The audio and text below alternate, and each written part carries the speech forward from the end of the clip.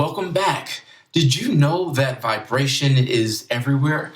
In fact, every frequency of the universe is always present everywhere, including around you, and you can use it for your benefit. Stay tuned to find out how. This is Spiritual Actualization. I'm Will Rucker, and as usual, I've got my green tea, so let's get into this.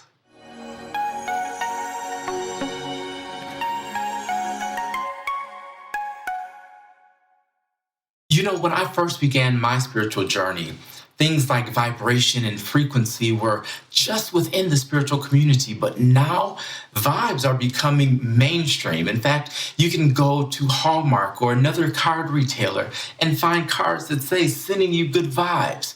Now, of course, this is meaning I wish you well or I'm praying for you or something similar to that. But to see this concept in the mainstream is hugely exciting and encouraging. And the fact that you're watching this and interested in this means that something good is happening.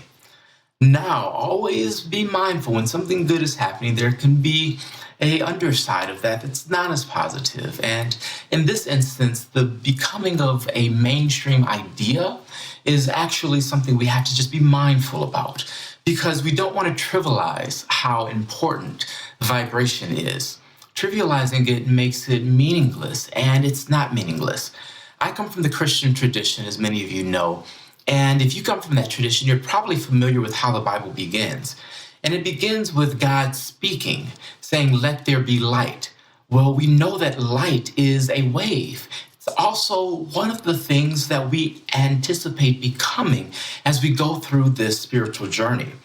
But I don't want you to miss the importance of God speaking, because what is speech? What is vocalization? It's creating waves and vibration.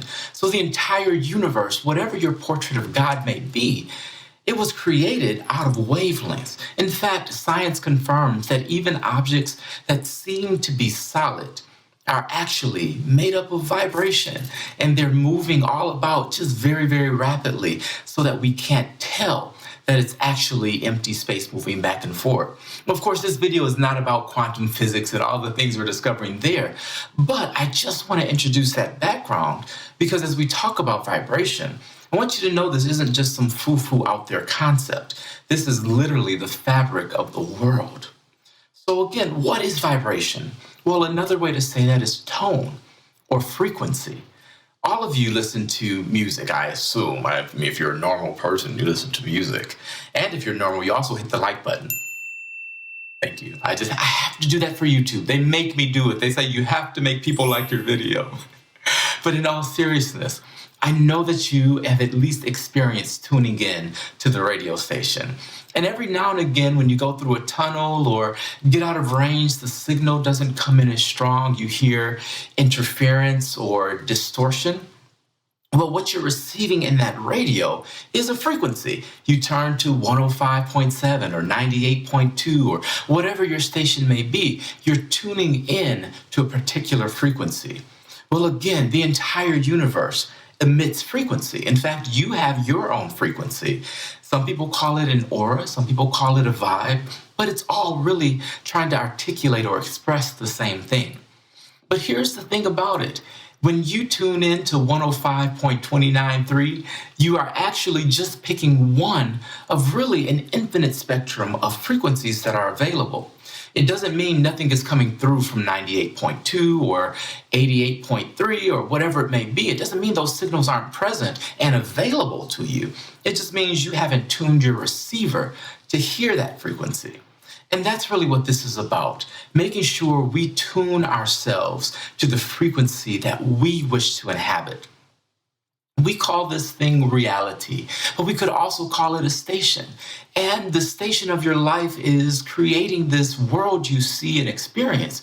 And your world may be wonderful. You may be filled with joy and adventure, or your world may be not so fun. You know, it might be a little sad. You may have some hardship. Well, the good news is you can change the frequency. You can change the station you're tuned in, but it starts with your consciousness. Understand that the tone you approach your life with does dictate how you receive the life you live. In other words, what you put out, you receive. And much of what we emit is actually subconscious or unconscious. We're not even aware that we are sending out these signals. And when you send out a signal, you also call to yourself a return. It's almost like an echo or a reverberation, you could say. What you put out comes back, and you experience the world that you create through your consciousness. So in a bit, we'll talk about consciousness and the different levels. One of my favorite authors is Dr. David Hawkins, and he wrote a book that changed my life. It's called Power versus Force. And in it, he outlines the different emotional frequencies that we can tune to. And in that book, he kind of gives it a scale of 0 to 1,000, which 0 is no consciousness or basically death, and 1,000 is God or enlightenment or ultimate consciousness. And there are, spectrums all the way in between. And of course, society has its own level of consciousness. You have your level of consciousness. The globe has its own level of consciousness. Different ideas have a consciousness to them. Books have a level that's associated with it. So all of these things are basically measured and kind of put into this chart, which we'll put up on the screen so that you can see it and get it in your consciousness. Because even just becoming aware that this exists will help to elevate you and expand how you perceive of the world. Everything really is consciousness or perspective. They say perspective is reality, or your viewpoint determines what you see. All of these things are really trying to say the same thing.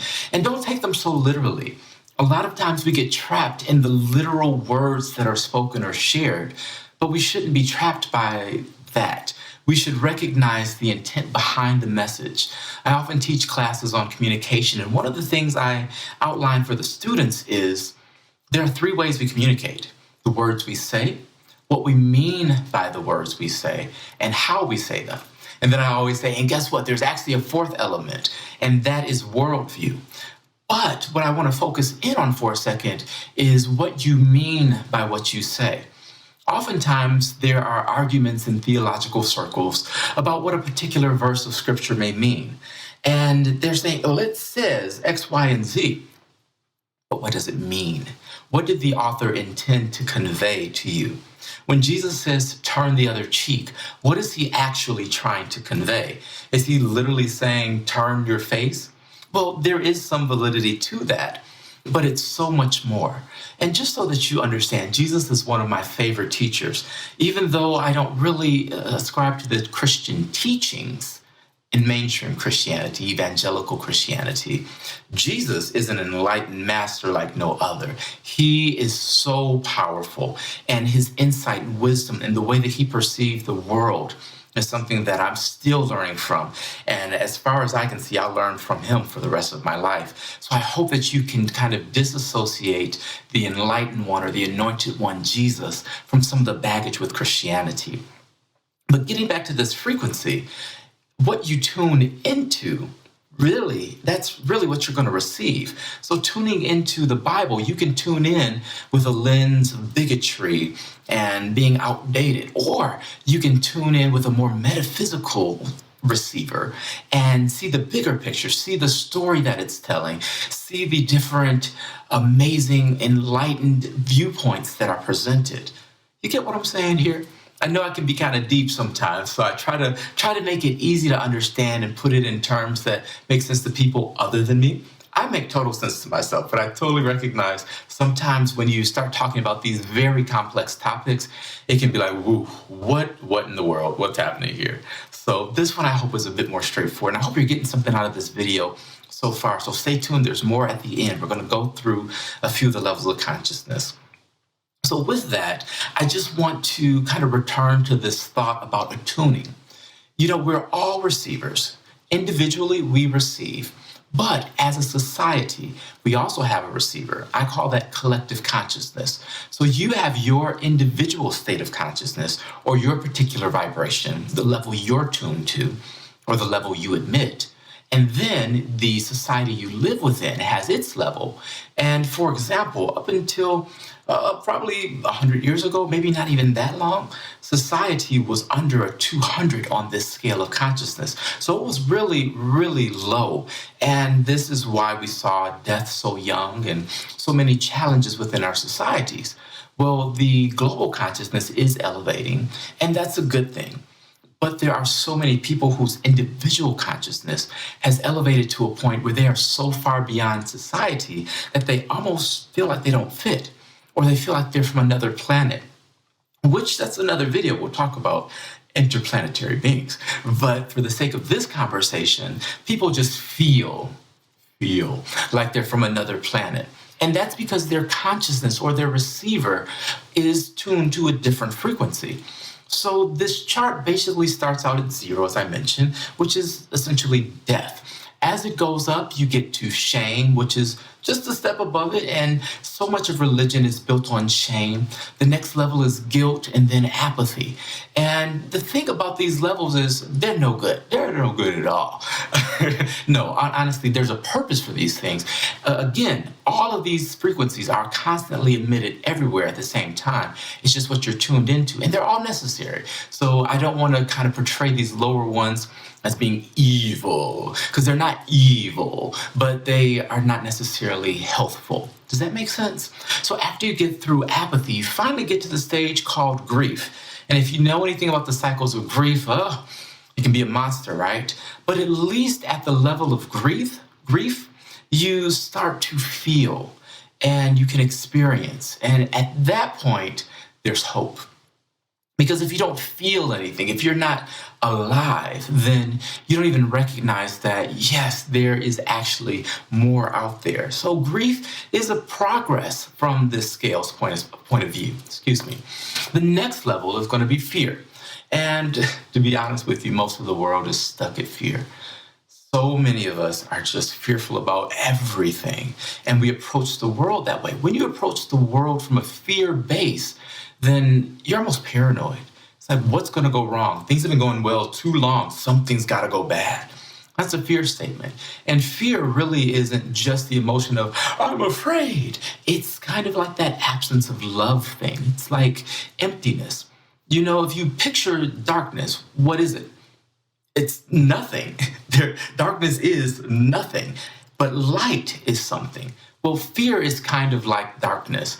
It really is nothing, but yeah, it's there, like it's present. If you don't have love there, then fear can be present. So at least at the fear level, again, you're feeling, you're moving forward. So that's progress if you're at fear. The next level is going to be desire. And then I'm not talking about just like worldly desires, like goals and aspirations, trying to accomplish something, not that type of desire. This is more leading you towards an anger. So that's the next level. Actually, it is anger. And if you know the grief cycle, anger is very much a part of it. But at least that anger, you want to make a change. You're like, this is enough. I'm fed up. This has to change. So anger is progress. And anger is an emotion that drives us to make change, which means there's some benefit to it. Now, we should be angry without hurting or harming. And there's a very big distinction there. They say there's a thin line between love and hate. Well, there's a thin line between productive anger and destructive anger. So make sure you try to stay on that productive side of anger. After you get past anger, we get into this little danger zone called pride. And pride is where you see nationalism emerge and religion. And pride is where your identity becomes something that you take pride in. It becomes of importance. You identify as a Christian or a spiritualist or a Wiccan or a white person or a male or a female or transgender or whatever your identity is. But particularly in religious circles, this identity is closely guarded. And any attack on a belief is an attack on identity. And so this pride becomes an insulator, and it also becomes an anchor or a hindrance. And it keeps you from elevating your consciousness to higher levels, to new levels, to broader spectrums. Does that make sense? After you get past pride, you can move into courage and then neutrality. And now we're cooking with oil, as my grandma would say. Is it cooking with oil or cooking with gas? I don't really know which one it is, but it's one of those two. Basically, it means you got some substance to work with. Once you get to neutrality, like that's great because now you're no longer attached to outcomes. You're like, what will be, will be. You just kind of woosah, yes. But really, this is important because if you study Buddhism or some of the Eastern religions, not being attached is a huge component of their teaching. And this isn't like detachment. Like we're not detaching, but this is more like a non-attachment. I'm not looking for a particular outcome. Whatever happens, I'll roll with and I'll understand that this is all part of the greater good. So neutrality isn't apathetic. It's not neutral in the sense that it doesn't take action, but it recognizes that those actions are just part of the process. And so it takes those actions knowing that it already has versus trying to obtain when you really get to the higher levels. So that's neutrality. After neutrality is reason. And reason is where you get someone like Einstein. And reason is hard to get past because that's about 400. It goes all the way like 499 on the scale. So we see we hit that midpoint. And well, reason is logical, no longer driven by emotion. All of the previous states were really emotion driven, meaning you could be affected by outside circumstances. Oh, I'm angry. I want to make a change. Oh, things suck. I'm so sad. It's grief. You see what I'm saying there? It's all emotion based. And emotion is important because, again, emotion is energy in motion. It drives us to act. It creates a urgency, in a sense, behind what we do. And, again, we're not trying to make any of these stages, and I'm calling them stages because it's important, these stages should not be looked down upon. They're considered levels, but stages may be better for our purposes because I don't want you to think, oh, I'm better than someone at these lower levels because that's not really true. What it is you're just more aware. So once you get to reason, like this is amazing. This is 400 to 499. So like that's getting pretty high. Also understand that every one is actually a exponent of 10. So 1 to the 10th power, 2 to the 10th power. So you see these are huge shifts in consciousness, in awareness, and understanding each time you go up a level. So this is no small feat to get to the level of reason. And don't think you're just going to be like, oh, I watched the video, I must be at that level. No, probably not. Probably a little lower, And to give you kind of perspective, you've heard of liquid courage, right? Alcohol, that's about a 200 on the scale. You get to marijuana and you're high, you're vibing high, that's about a 350. So 400 is, it's up there. And it's still 500 more to go. So it's a big scale, and that's because this is a big universe. So after reason comes love. And love is at the level of 500, right in the center of the scale. God in the world is love, or God's expression of God's self in the world is love, or love is God expressing God's self in the world. And that's the level of 500. At 500, we can just bow down and worship because you're the bomb dog. But in all seriousness, this isn't just like love, like romantic butterflies in the stomach kind of love. This is like unconditional love. It's not conditioned on how you treat me. It's not conditioned on how you make me feel or what you do for me. It's because I've become love myself. I embody love. A lot of times we say we love people, but the truth of the matter is we love the way people make us feel. Now, my mom is the person that for my entire life, when I think of love, I think of my mother. But what do I really mean when I say I love my mom? I really mean I love the way she makes me feel. I love the experiences she's provided. I love how I feel when I'm with her. But do I really, really love her? What if she stopped acting the way she acts? What if she stopped doing the things she does? Would I still feel the same way? Would she still be one of my favorite people? That's a great question. Well, I'd like to believe that I've reached a state of consciousness where I truly am embodying unconditional love.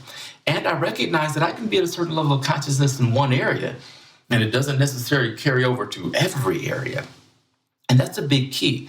understand you can be at a fear level of consciousness financially and a love level of consciousness maybe spiritually. So you're not always just, one number necessarily.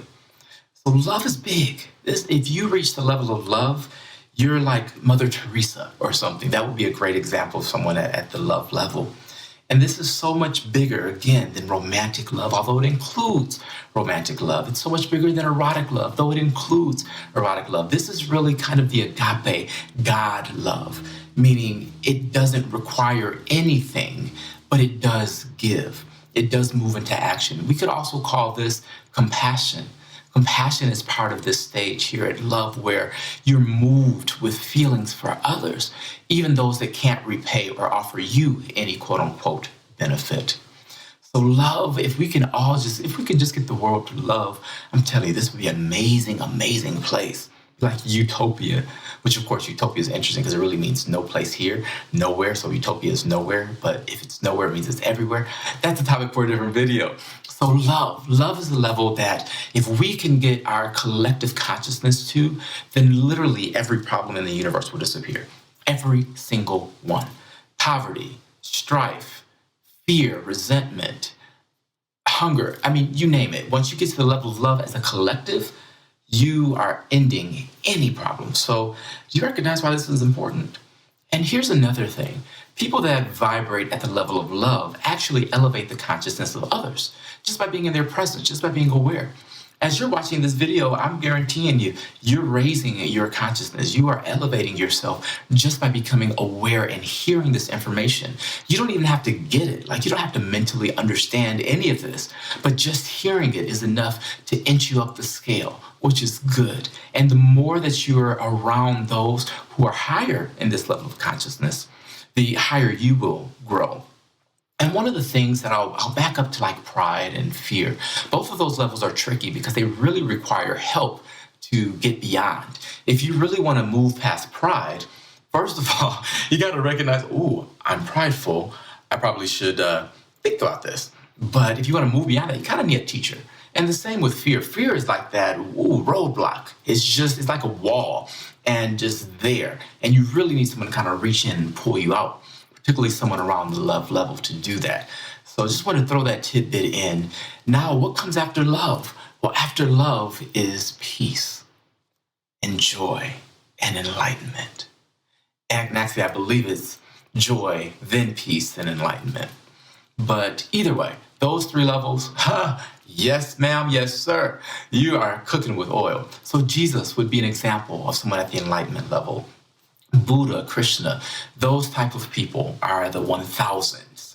God as an entity is the above that, but Jesus would be someone that vibrates at the 1000 level or resonates at that frequency or is tuned in to that frequency of enlightenment. But peace is just bliss. It's just tranquility. It's a state that is really not able to be described with words because we just lack it in so many ways in the lower levels. Because think about fear, it's unsettled. Think about grief, it's unsettled. Even reason is unsettled. Why? Because you're still trying to work it out. At peace, there's no more fighting, there's no more striving, it's just being. So that's a great level to be at. And joy is another one where you're just blissing out. It's just, whew. And of course, enlightenment. And there are stages of enlightenment, and understand I use enlightenment broadly. But in this context, enlightenment is the top of the scale. It's the creme de la creme. It's the highest point you can get to. And so there aren't many people that are at the stage of enlightenment in this regard. Now, there are many enlightened beings on our planet, thank the Lord, but not in this way, not in the enlightenment top of the consciousness scale way. But we're getting there. And there are more that are growing there every single day. So I'm so grateful that this is an opportunity to share this information with you because I know the result. And the result is going to be that your consciousness is elevated. You are able to tune your receiver into the frequency of love or into the frequency of reason or whichever one you're aiming at.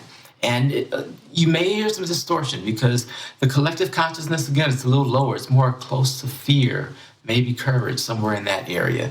But it's It's causing some feedback. But the good thing about it is the higher up the consciousness scale you go, the less the interference matters because you don't become distorted. Here's the thing, if you have a really solid receiver, there can be tons of frequencies really, really close, but they won't distort what you hear because it's pure, it's strong, it's got that connection.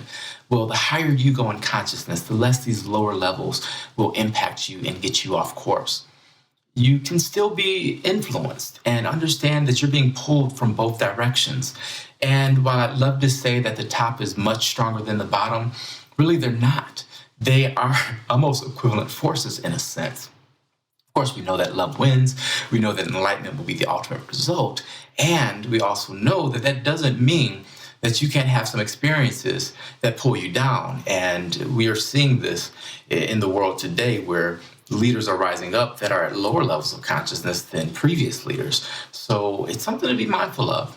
But take heart, know that as you elevate your consciousness, the more attuned you become to the frequency of love, the less fear and grief and shame and guilt will be able to impact you. You'll be solid in your love being, not just doing, but your love being. And out of that being is where you do. So I thank you for listening. Make sure you subscribe, make a comment, share this video. Let folks know that this content is coming out and you find value in it. That's my whole point, is to give value to you so that you receive from this. Because I'm trying to embody this love. And I say trying because, like I said, sometimes you waver a little bit, and I know I do. So thank you so much for watching. As I always say, you are not a drop in the ocean. You are the entire ocean in a drop. I love you. And I'll see you in the next video.